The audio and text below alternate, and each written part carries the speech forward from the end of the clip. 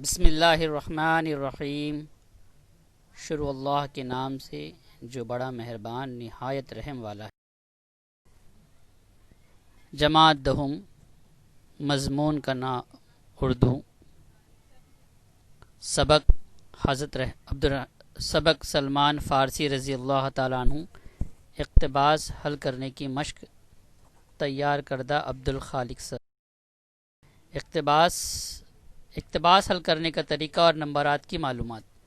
Number 1، سرگرمی number 1، web شکل بنائیں۔ اس میں شجری خاکہ، شبکی خاکہ اور رواں خاکہ مکمل کرنا ہوگا۔ یہ سرگرمی امتحان میں 2 نمبرات کے لیے آئے گی۔ مشق کے دوران میں ہم تینوں چیزوں کو الگ الگ خاکوں کو سمجھیں گے۔ دوسری سرگرمی اقتباس کے حصے سے ہوگی، جس سے ہمیں اقتباس سے تلاش کرنا ہوگا۔ یہ سرگرمی امتحان میں 2 نمبرات کے لیے آتی ہے۔ یہاں پہ ہمیں ایک سوال، چھوٹی سی مختصر سوال ہوگا اور وہاں اقتباس سے تلاش کر کے جواب لکھنا ہوگا۔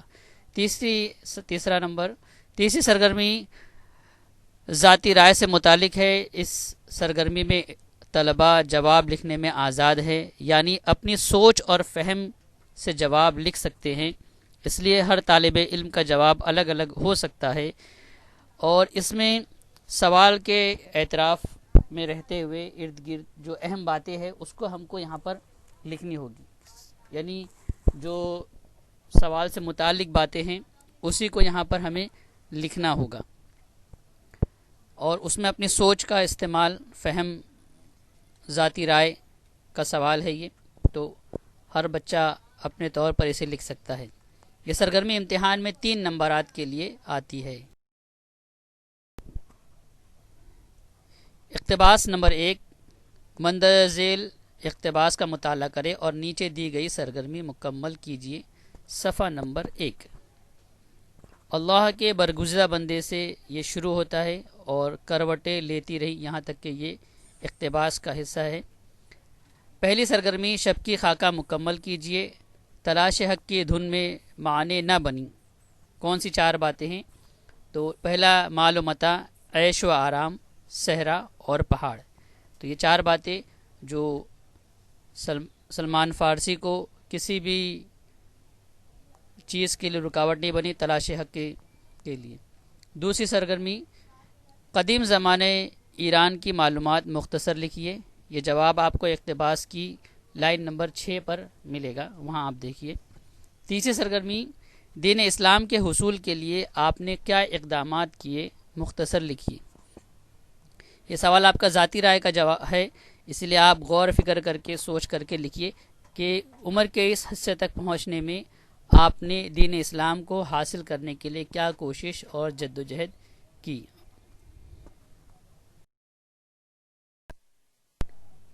اقتباس نمبر 2، مندرجہ ذیل اقتباس کا مطالعہ کریں اور نیچے دی گئی سرگرمی مکمل کیجیے۔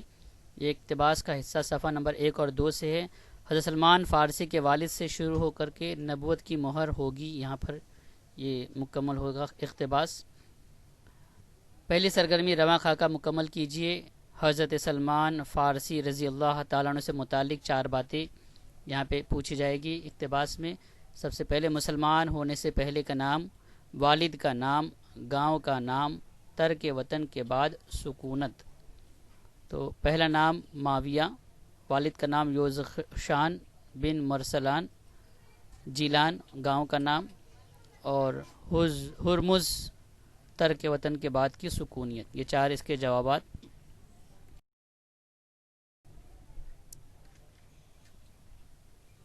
سرگرمی نمبر 2، اموریہ کے راہب نے سلمان فارسی کو دین حق کی کون سی اہم معلومات دی؟ اس کا جواب آپ کو صفحہ نمبر 2 کی لائن نمبر 3 پہ ملے گا کہ ابراہیم علیہ السلام کا دین لے کر کے ایک شخص آئیں گے جو کھجوروں والی سرزمین پر ہوگے۔ یہ آپ کو پورا جواب یہاں پر ملے گا۔ آتے تیسری سرگرمی کی طرف، ہم پیدائشی مسلمان ہیں، کیا ہمیں بھی تلاش حق کی ضرورت ہے، لکھیے۔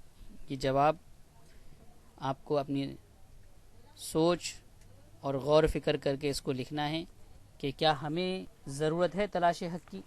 ہم پیدائشی مسلمان ہیں، اللہ نے ہم کو بچپن سے مسلمان بنایا ہے، تو کیا ہمیں اس کی ضرورت ہے۔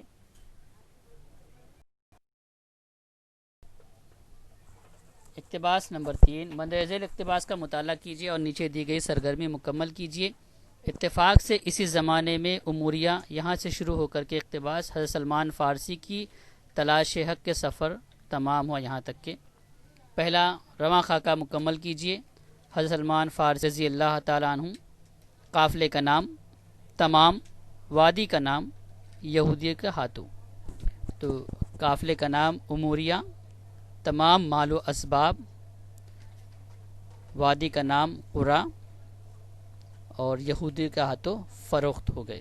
تو یہ 4 بات رواں خاکہ کے تعلق سے سلمان فارسی کی۔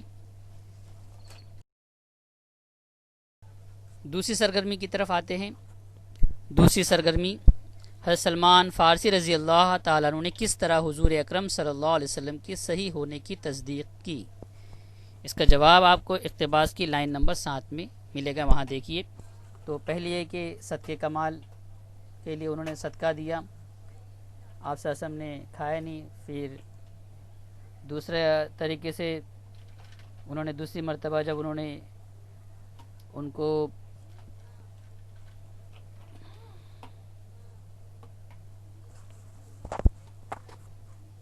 دوسرا ان کو تحفہ دیا، وہ آپ صلی اللہ علیہ وسلم نے قبول کیا اور لیا بھی، اور اس کو کھایا بھی، استعمال بھی کیا۔ تیسرا نبوت کی مہر کو دیکھا اور پھر ایمان میں داخل ہوئے۔ تیسری سرگرمی، یہاں پہنچ کر حضرت سلمان فارسی رضی اللہ تعالیٰ عنہ کے تلاش حق کا سفر تمام ہوا۔ اس جملے کی روشنی میں وضاحت کرنا ہے، یہاں پہ آپ کو وضاحت کرنا ہے کہ سلمان فارسی رضی اللہ تعالیٰ عنہ کی تلاش حق کیسے مکمل ہوئی، اور کیا یہاں پر پہنچ کے ان کی تلاش حق اس جملے کو سمجھانا ہے۔ اقتباس نمبر 4، مندرجہ ذیل اقتباس کا مطالعہ کریں اور نیچے دی گئی سرگرمی مکمل کیجیے، صفحہ نمبر 2۔ اقتباس کی شروعات، حضرت سلمان فارسی رضی اللہ تعالیٰ عنہ اب اہل مدینہ یہاں سے شروع ہو کر مگر جنت سلمان کی مشتاق ہے یہاں تک کہ شجری خاکہ مکمل کیجیے۔ ابو دردہ رضی اللہ تعالیٰ عنہ کا معمول، اور دوسری طرف حضرت سلمان فارسی رضی اللہ تعالیٰ عنہ نے ٹوکا۔ تو ابو دردہ رضی اللہ تعالیٰ عنہ کا معمول جو تھا عبادتوں کی کثرت، اہل خانہ سے غفلت، اور حضرت سلمان فارسی رضی اللہ تعالیٰ عنہ ٹوکا جہاں اللہ کا حق ہے وہاں بیوی بچوں کا حق ہے، رات میں جاگنے کے ساتھ سونا بھی چاہیے۔ دوسری سرگرمی، حضور اکرم صلی اللہ علیہ وسلم نے حضرت سلمان فارسی رضی اللہ تعالیٰ عنہ کو کن خوبیوں کو بیان کیا؟ تو یہ صفحہ نمبر 3 کی لائن نمبر 1 پر ہی آپ کو ملے گا، شروع میں ہی اوپر کے حصے میں، تو وہاں سے آپ کو تلاش کر کے لکھنا ہوگا۔ تیسری سرگرمی، اگر دین ثریا پر بھی ہوگا تو فارس کا ایک آدمی اسے پا لے گا، اس جملے کی وضاحت کرنا ہے۔ اس کو بھی آپ کو سوچنا ہے، غور و فکر کر کے اس کے سرگرمی کا جواب لکھنا ہے۔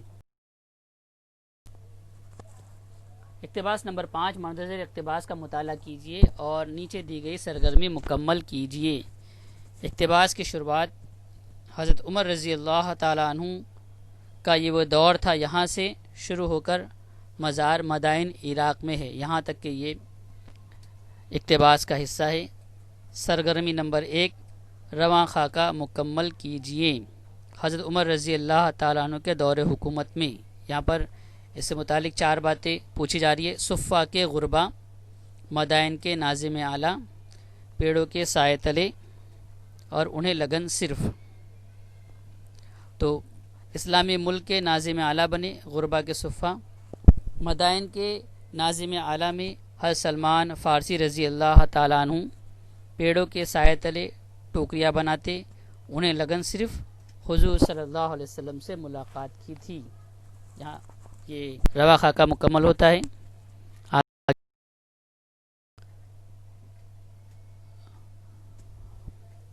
دوسری سرگرمی، حضرت سلمان فارسی رضی اللہ تعالیٰ عنہ نے اپنی آمدنی کس طرح خرچ کرتے تھے؟ تو یہ اقتباس کی 5ویں لائن میں ہے کہ انہیں 3 دینار ملتے تھے، ایک سے سامان خریدتے تھے چٹائی بنانے کا، دوسرے اپنے ضروریات زندگی پر، اور ایک جو دینار وہ صدقہ کرتے تھے۔ تو یہ پوری معلومات آپ کو 5ویں لائن میں مل جائے گی۔ تیسری سرگرمی، اگر آپ کو کسی بڑے عہدے پر فائز کیا جائے تو کیا آپ اپنا طریقۂ زندگی تبدیل کریں گے یا سادہ زندگی اپنائیں گے؟ اس سوال کا جواب بھی آپ کو اپنی سوچ سے اور غور و فکر کر کے دینا ہے کہ سلمان فارسی رضی اللہ تعالیٰ عنہ نے جس طریقے سے تقوی طہارت کے ساتھ ناظم اعلیٰ بننے کے باوجود اپنی زندگی کو تبدیل نہیں کیا، سیدھی سادی زندگی اپنائیں اور سیدھی سادی زندگی کو گزارا، بلکہ جو پیسہ ان کو ملتا تھا اس پیسے کو بھی لینے سے انکار کر دیا اور خود جو ہے ناظم اعلیٰ ہونے کے باوجود چٹائی بنا کر کے، ٹوکریاں بنا کر کے وہ اس کو اپنی گزر بسر کیا کرتے تھے۔ تو یہ آپ کا اپنی سوچ کیا ہوگی یہاں پر آپ کو بیان۔ اس تمام اقتباس کی سرگرمیوں کو آپ کو اپنے بیاض میں لکھنا ہے۔ شکریہ، جزاک اللہ خیر۔